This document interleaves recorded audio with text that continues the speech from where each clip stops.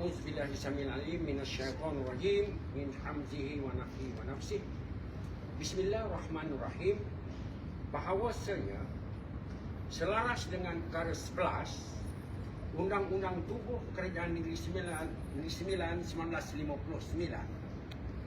kami yang teramat mulia, Undang yang 4, dengan kuasa yang ada pada kami berkenaan memilih dan memasyurkan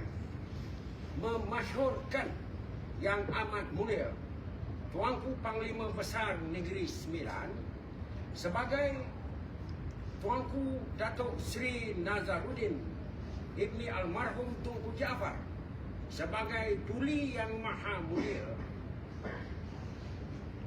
Yang di-Pertuan Besar Negeri Sembilan ke-12 berkuat kuasa serta merta bersesuaian dengan pengisytiharan Undang yang 4 yang telah kami buat pada 19 April 2026.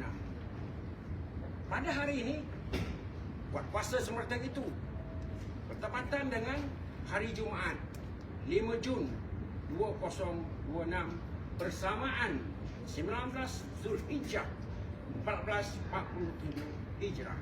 Sekian dimaklumkan. Terima kasih.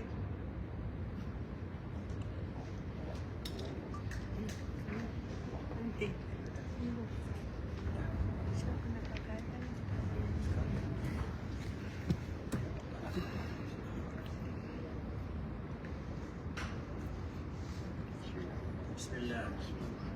Amin. Allahumma shalli alaihi wasallam.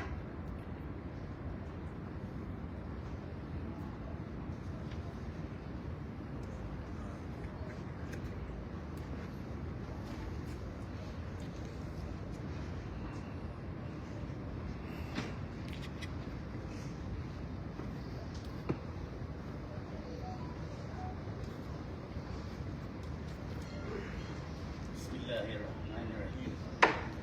Bahawasanya kata Tuanku Nazaruddin Ibni Almarhum Tunku Jaafar menjunjung kasih kepada Yang Teramat Mulia Undang yang 4 dan Yang Teramat Mulia Tunku Besar Tampin serta Yang Amat Mulia Datuk Shah Bandar Sungai Ujong atas pemilihan dan pemasyhuran mereka sebagai Yang di-Pertuan Besar Negeri Sembilan yang ke-12.